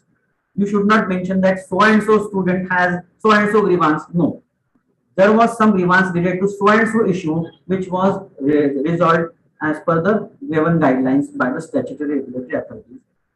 If at all the peer team members need more information, they will visit the grievance redressal cell. They will interact with those people. They will find out they will go through the minutes of the meeting. They will find out the files kept at that particular cell's office, and then they will satisfy with them. But the name of the student should not be disclosed in those reports. Though we have to provide the reports, it should not be disclosed in those reports directly. It is not good sign. Now, they have given 4 points: implementation of guidelines of statutory regulatory authorities. As per the statutory regulatory authorities, whether you have prepared the committees or not. If you have prepared the committees, show them the constitution of committee, show them the display boards of the committee, show them that it was also displayed on the website. That means point number 1 is complete. Then organization wide awareness and undertakings on policies with zero tolerance. Whenever you get the admission form from the students, get their declaration that I know this is the policy, this is the anti-ragging policy, and I will not involve in any such kind of activity. So undertaking from the students, and the awareness made to the students about these type of activities are there, these type of cells are there, these type of committees working for so and so type of activities. If at all you face any problem, anything, you can contact them. Your grievance will be taken on priority. Your name will be kept confidential, it will not be disclosed. That type of assurance should be given to them. So awareness among the students through various activities, through induction programs also is required, and that can be shown over here for point number 2. Mechanisms for submission of online or offline grievances. If at all there are grievances, how the student should communicate, how the grievances should be communicated. Is it offline or online? If the student wants to submit offline response, to whom and by what way he should submit the response? And if it is online, how the student can submit that online response? What is the link for submission of that online response? And what type of action you take after that? the submission of that particular type of a response. That should be that mechanism should be displayed on various places on the campus. It should also available on the website, and that can be the compliance of point number 3. Timely redressal of the grievances through appropriate committees. So once we have prepared the committees, they should meet periodically. They should find out the grievances. As and when the grievances raised, immediately within a stipulated period of time, they should take proper action against that particular grievance, and it should be resolved to a great extent. Student progression. Percentage of placement of outgoing students and students progressing to higher education during last 5 years. Now, in any institution, it is quite possible that 100% placements will not be there. Maybe some of the students may not want to. In some of the institution, you may find 100% response, or in some of the programs, you may find 100% placements. Not all programs of any higher education institution. So in some of the situations, if the placement is not 100%, what to do? Not an issue.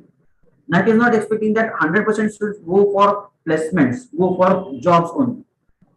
If you prepare your students for some other things, that is also sufficient. If you prepare students for going for any higher studies, that is also sufficient. You can also count that. But again, everything needs to be proved on paper. So if your students are placed, you need the placement letter, the offer letter of the student given by a particular company. Now here also, if one student is getting more offers from more companies, student is one, so it will be only one count. So how many students will get such type of placement offers? That offer letter should be uploaded, that so many students got the placement from our campus after they graduated from our campus. Now at the same time, if some students go for some higher study, if they go for higher studies, they may get admission over there, they may get some receipt of admission, they may get their identity card or some other type of document which proves that they are the student in that educational institution. Request your students to provide those documentary evidences that they have passed out from this institution and for further studies they have taken admission to other institutions. If some students from your own institution, graduated from your own institution, take admission to your own institution for PG, they can also be counted here because they are progressing to higher education. So you can very well count them as well. So all these documentary evidences are required, but if you don't provide these documentary evidences, your claim will not be accepted. Or sometimes you know that many number of students are having job opportunities, they are doing their job. Many students are doing some PG or PhD or some other postdoc in some other institutions, but you don't have documentary evidence. You can't claim it here. So it is now up to the faculty members, up to the institution itself, how they keep the rapport with their passed out students, with their alumni. If the rapport is good, definitely students will provide you the information. Otherwise, it is difficult to gather this information. And this problem is there for almost all the institutions.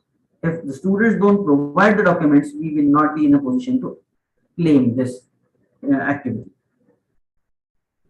Percentage of students qualifying for state, national, international level examinations during last 5 years. So if the student is appearing for any examination, national, international, or state level examination, maybe GATE, GMAT, CAT, GRE, TOEFL, any type of examination.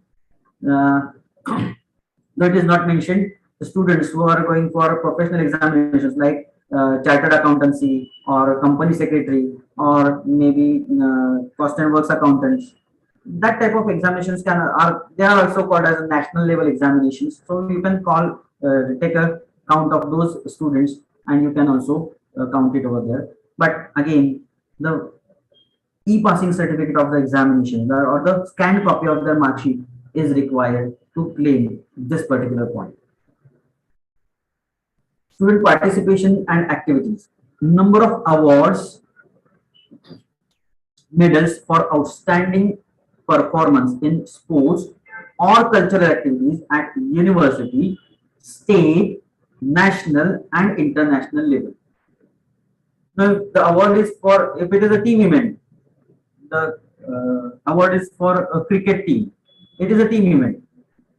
So that will be counted as one award. It will not be counted as there were so many players in the team, so so many awards were received. It will not be done like that. It will be called as a team event, and it will be one award received by the institution. If it is individual event, then there is no problem. The individual students award can be counted over there. But remember, here the awards will be counted only if it is at the. Sir, sorry for the interruption. We are not able to see the slides. It is at the university level, state level, or national level, or international level. If it is at local level, it will not be counted at all. So you should be ready with the proof, documentary proofs for those awards that you have received.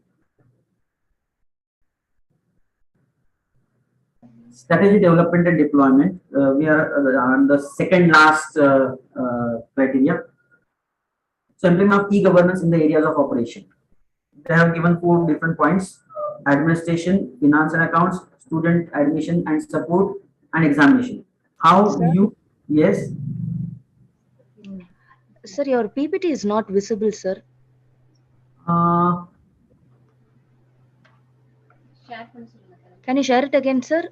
yes, no problem. I'll just check what happened. I'll just check.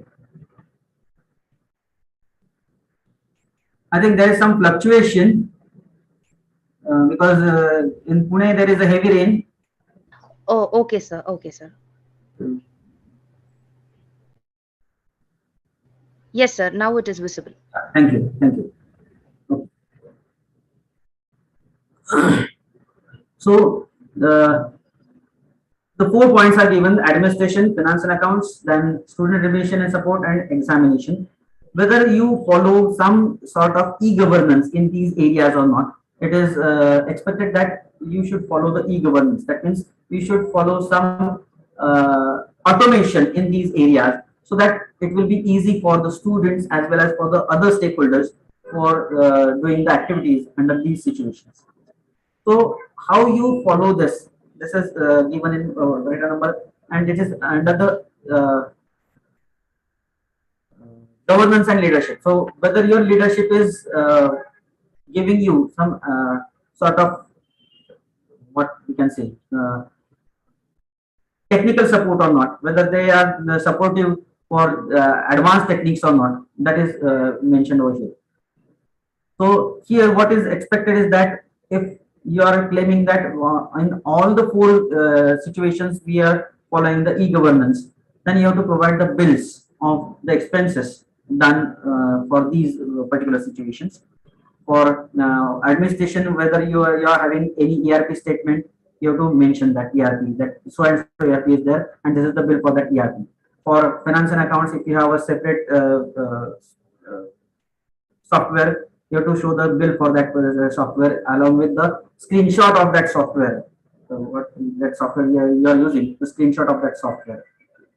Or the student admission, if the admissions are online, then a screenshot of the online admission portal, that will be sufficient, along with the bills for the purchase of those online admission, or the maintenance or the upgradation of that software. And for examination as well, if it is online, or you are doing some activity of examination on the internet or through some computerized software, that type of things is required. So ERP document, the e-statements of all these things are required to be mentioned over there, so that the DVV will accept your claim that you are following e-governance in all these 4 criteria.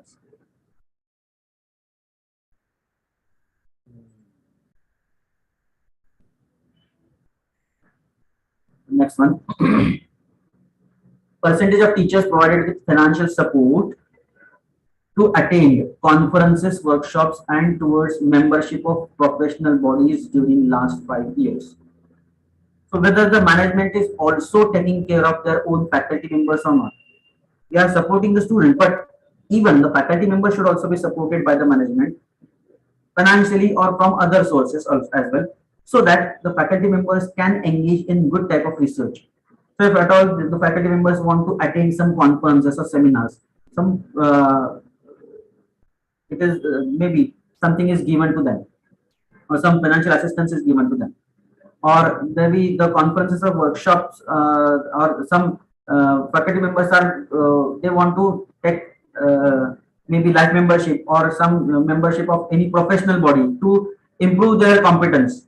Definitely the management can provide the financial assistance to them, but in that situation, if the financial assistance is provided, documentary proof that these are the actual entries of transfer of funds from the institution's account to the faculty members bank account, that actual bank transaction entries will be provided as documentary proof, and that should also be recorded in the audited statement of account, that financial assistance to faculty members, teaching as well as the administrative staff can also get this assistance, but the financial assistance is given, it should be the expenses on that financial assistance should be done from a separate account, and that separate title should be recorded in the income expenditure statement of the account.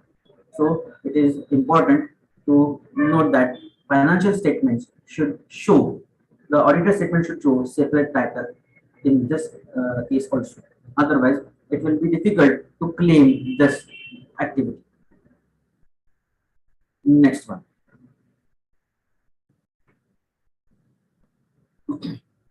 Now the next question is related to internal quality assurance cell, IQAC, whether the IQAC is functional or not, that we are going to check over here.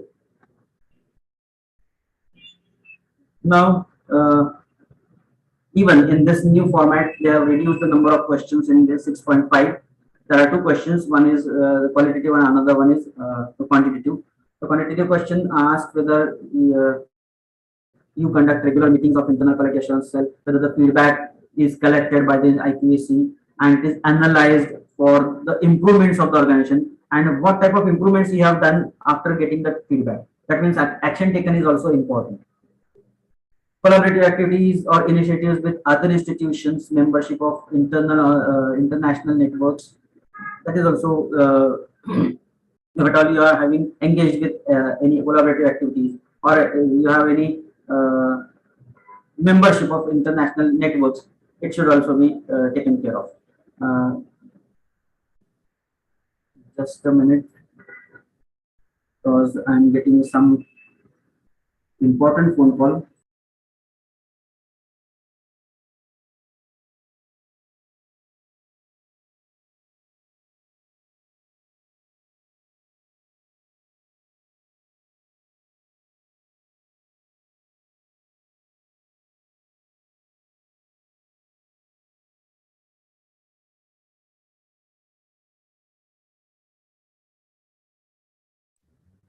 Sorry for that. It was very urgent, so I could have to take that. Uh, so the IQAC should look after at least minimum these points. IQAC should take good initiatives for quality improvement in the overall quality improvement of the organization. At the same time, the regular meetings of IQAC, at least quarterly one meeting is required.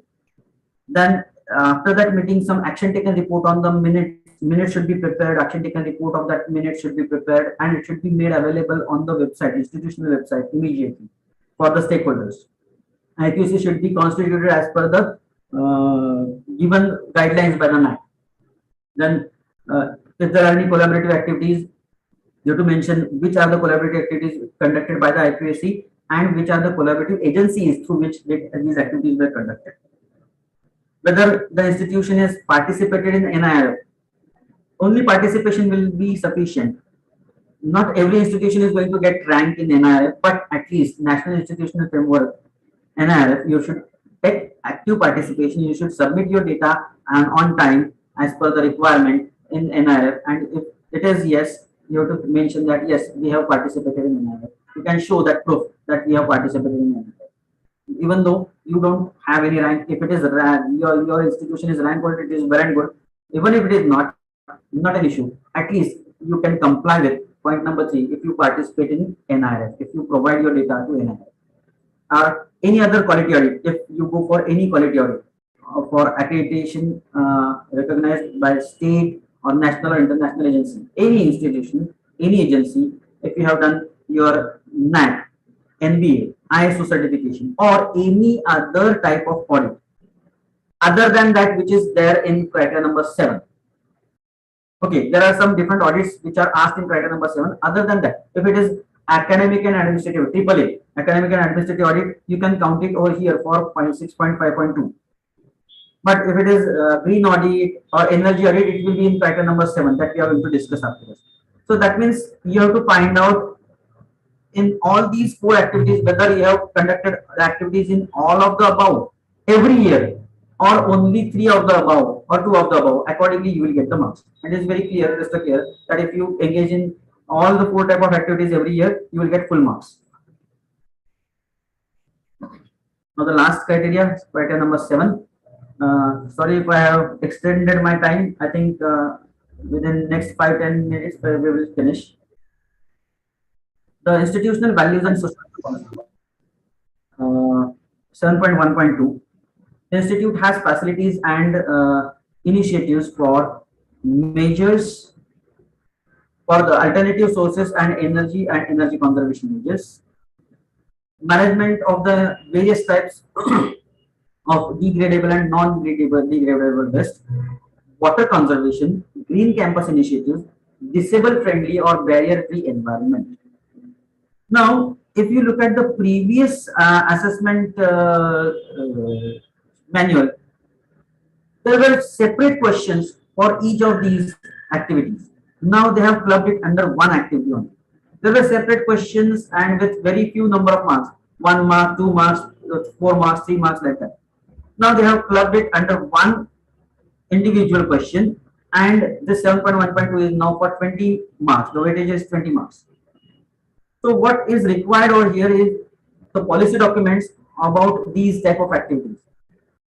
Policy document for green initiatives, policy document for maybe water conservation, or policy document for disabled friendly environment. So there can be some policy documents which you can prepare, you can make it available on the website. You need to take some geotag photograph of the facilities related to these things which are available on the campus. Geotag photographs will be beneficial over there. You can, if some facilities are purchased, some things are equipments are purchased for giving those type of facilities, you can provide the bills of those equipments or facilities which you have purchased or created. Then a brief report of the facilities provided on the campus, circulars or reports providing information to the students about these available facilities on the campus. Then the facilities created for the disabled students, maybe ramps, lift, or wheelchair, or maybe restrooms, which can the door of that restroom is very broad, so that even if the person is sitting on the wheelchair, he can go with the wheelchair with that in that particular restroom. So all such type of facilities which are available on your institution, you can give some documentary proof like bills and geotag photographs of these facilities which are available over there. That means even the Divyangajana students should also look at your institution as this institution is friendly with me, so I can take admission to these institutions. Otherwise, they will hesitate to take admission to your institution. So whether you have these type of things or not. So you need some SOPs for implementation. You have to create your own SOPs for maybe waste disposal or biodegradable disposal. If you are having generation, there is a generating some biodegradable disposal. How to dispose it? What are the SOPs for disposal of that? What are the, if there are some collection agencies, MOUs with these agencies. If you are having some maintenance contract, annual maintenance contracts for collection of e-waste or biohazardous waste, then that MOU can also be the documentary evidence that we have complied with all these 5 points. And then we can mention that whether all of the above are complied with or not. Next is the quality audits on environment and energy regularly undertaken by the institution. The institutional environment and energy initiatives are confirmed through the following. They have given some list of the points. So either green audit and environment audit, energy audit, clean and green campus initiatives, beyond the campus environmental promotion activities. Okay. Now these activities will not be already claimed in any of the previous criteria. In criteria number 3, there were some activities conducted under NSS NCC which we have claimed over there. You cannot repeat those activities here. That means activities conducted for criteria number 7 should be different. Criteria number 3 should be different. You cannot repeat the same activities again and again. Now, as I told you that the different kind of audits are required for criteria number 7, green audit, environment audit, energy audit. These 3 types of audits are required. You have to conduct these audits through some competent authorities who are recognized, government recognized organization. From them only you have to conduct these audits. You have to provide the certificate from those auditing agencies, and that certificate should be attested by the head of the institution. Certificates of the awards received for maybe the green campus initiatives. If you have received any award for making your campus green and clean, that certificate or award can also be shown over there. Report on environmental promotional activities. If you have conducted any environmental promotional activities, report a short report of that particular activity with geotech photographs of activity, what activity you have conducted, and some action taken report on the initiatives that you have taken. Policy documents highlighting the section of the in the handbook or the calendar mentioning the policy on the green audit or the other type of green campus initiatives, and should be attested by the head of the institution. So all these documents can prove that you have conducted the activities for all these 4 types of things. So let us remember what we should follow and what should be avoided. First of all, you have to give all for factual data with proper evidence. Follow those SOPs given by NAAC very strictly. Avoid submission of unnecessary information. Keep the soft copy of documents ready with seal and signature of the head of the institution so that you can upload it as and when it is required. Make your institutional website functional and the user friendly with appropriate tabs for each criterion and each key indicator. So if there is a separate tab for each criteria, for each key indicator, and under that again year-wise bifurcation is done, the files will be bifurcated in smaller number of size, which will immediately open. If you click on that file, it will open immediately, and it will save time, and you will get good number of marks from DVVT. So you have to be very careful while preparing those files. Then the separate file should be made for betterment, so that I told you that it should be, if the file is separate, immediately you can open that file. If you click, it will be it will open immediately, and DVVT will give you good marks. Otherwise, it will be difficult. In one of the institution, I have heard that DVV has mentioned in their report that your file is voluminous and it takes much more time to open. So we could not open that file, and we have not verified it. This may happen many times. So before submitting all the links to the NAAC, before clicking the final submit button, employ many faculty members at a time and tell them to check each and every link, whether the link is open or not, whether the link is active or not, and what is the time required to open that file when we click on that link. So you can bifurcate criteria number 1. These people should verify all the links given in criteria number 1. These people should verify all the links given in criteria number 2.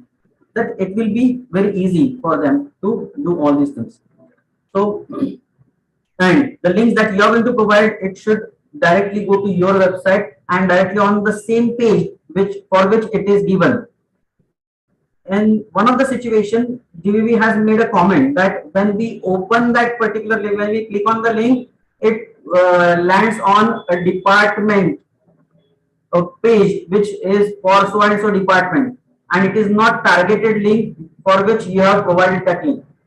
The department has provided that link for the research papers of that particular department, but research paper is one of the tab of under that particular departmental activities. DVB is not going to search for whether the research paper tab is there, and then they are not going to open that. If you are providing the link, you have to provide the targeted link. That means if it is for research papers, when you click that link, only research papers will open over there, nothing else. So every link should be functional and it should open the targeted link only. And the most important thing that you have to follow the timeline given for this process. So this is all for the DVV process. Thanks a lot for the patient listening. I think I have experienced. Sir, we have a few questions in the chat box. Okay, Can I okay. read it to you, sir, one after the other? Yeah, no problem. Sir, in unaided colleges, workload up to 25 lectures is also given. Will we treat it as one full-time teacher, that particular staff? See, workload is the question of the management and the concerned authorities who give sanction to that particular workload. In unaided institutions, it is quite possible, and in many places in India, they give more than 20 lectures workload to their faculty members. That is their policy, and so we can't help over there. So that will be treated as full-time workload, provided the appointment letter should not be mentioned as the person is on contractual hour CSB basis. Yes, sir. Thank you, sir. Can we include a librarian and physical director of sports for calculating teacher-student ratio, sir? For now, it is in some of the cases DVV has not considered it. What I will say is you can include it in the under the teachers list, because again they are also teachers. Librarian, we cannot consider the librarian as teacher. Physical education, at least they have to conduct some physical activities, they have to teach some students, but librarian is not actually the taking some teaching workload, so they may not consider it. No doubt if you record it in the teachers list that this is the full-time teacher, maybe the DVV will cancel it. But from my side, I will say that mention the librarian's name in the teachers list. Let them reject. In some of the situations, they have accepted. In some of the situations, they have not. So we can't say whether in your situation they will accept it or not. So my suggestion will be let the one name should be added to the teachers list for librarian. Let them reject. Thank you, sir. Welcome. For calculating pass percentage, should we consider the students appeared and passed only in the final semester examination? Yes. Provide only the outgoing students, that means those who have appeared for final year examination. Only those, that number should be provided in extended profile. If you provide all total final year students, those who have not filled the examination form also, then your denominator is going to change your percentage. So extended profile should be filled very carefully. Sir, if the student is absent for all 5 years, should 5 exams, all the semesters, should she be considered as appeared one? No. No. Absent for all semesters. 5 semesters. 5 papers. Papers. Okay. If the student has filled the examination form, we can consider that the student has appeared for the examination. Maybe due to some reason student could not appear for the examination. That means that student is appeared for the examination but failed due to absent. But appeared can be it can be counted under appeared. Okay, sir.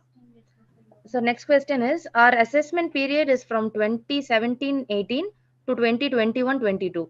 We will upload SSR during Feb or March 2023. In this case, what are the student batches to be included in student satisfactory survey database? When you are going to upload your SSR, you have to provide the student satisfactory survey for the current year in which you are going to. So that means 2020, 22-23 is the your current academic year in which you are going to upload your SSR. So that student batches should be uploaded over there for student satisfactory survey. Okay, sir.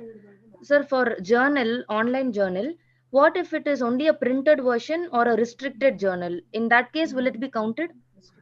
If it is in the UGC care listed, then only it will be counted. How can we give the link for it, sir? You can upload those papers on your institutional website and you provide link for that. The full paper with the title, the index page and the full paper of that faculty member can be on your institutional website and provide link of that institutional website. Okay, sir. For minority UG teacher education institution, there is no mandate for reservation, and hence what to be mentioned under percentage of students belonging to ST or SC, etc. in criteria 2, sir. Declaration that our institution is minority institution, so these rules are not applicable to our institution. That type of declaration should be given over there. And if you have that type of resolution by the state government, you can provide that. Okay, sir. So can you explain 4.2 Learning Resource Center? Learning resource Centers, librarians. uh, Learning Resource Center, sir. It is 4.2, which was not mentioned in the presentation. okay. 4.2 learning resource center means in library there can be a separate section for computers which is available for the students for their research or some activities. So that resource center can be treated as learning resource center which is there in the library. Okay, sir. Can publications in peer-referred journals be considered? I told you refer to the SOPs given by NAAC and it is clearly mentioned that they are going to count only UGC care listed journals. Okay, sir. There is no template provided by NAAC for 5.1.4, though it is a quantitative metric. Can you guide, sir? 5.1.4, can you tell me the Capacity building. capacity building? It is just you have to find out whether out of 4 activities, have you conducted all 4 or 3 or 2 or 1? That's it. So no template is required. On the portal, you have to mention all 4 activities or any 3 of the above activities or any 2 of the activities along with the documentary evidences. Okay. They are not asking for any template over there. Okay, sir. So the same question is repeated about the librarian. If the librarian is a teaching faculty and if she is conducting some lectures to the students, B.Ed students, Yes. can she be added? If you have a BLib or MLib program in your institution, you can count the librarian. If the librarian is in as the teaching faculty member, you can count them. Yes, sir.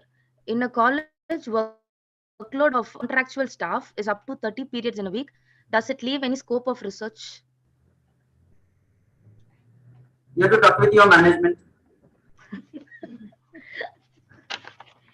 Yes, sir. So can you explain on field work and project work, sir? Field work is normally done by the students on field.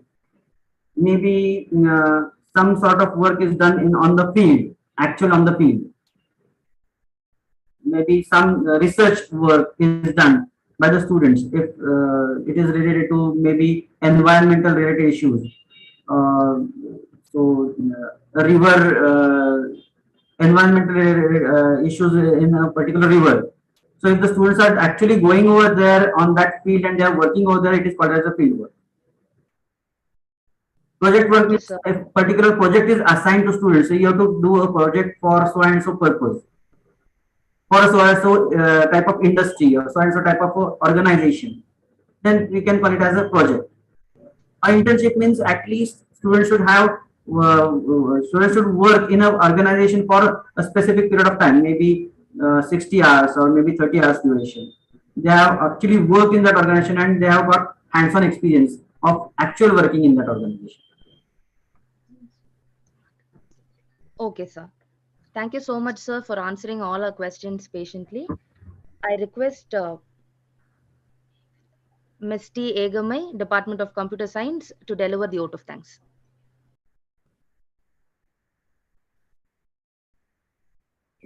Thank you, Ms. Diana. Gratitude is not in words, but in the heart which expresses it. It gives me an immense pleasure to deliver the vote of thanks for this session. I would like to express my gratitude to our resource person, Parag Shah, sir, taking time out from your busy schedule and giving us an enlightening presentation on the key indicators of criterion metrics. Your presence has been a source of guidance for us, sir. Once again, I thank one and all present here. Thank you so much. Thank you.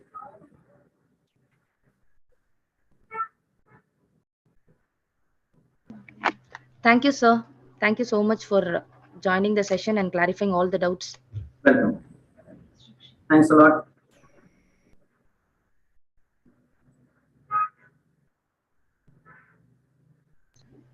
Dear participants, now we'll have a break and we'll join at 1 o'clock.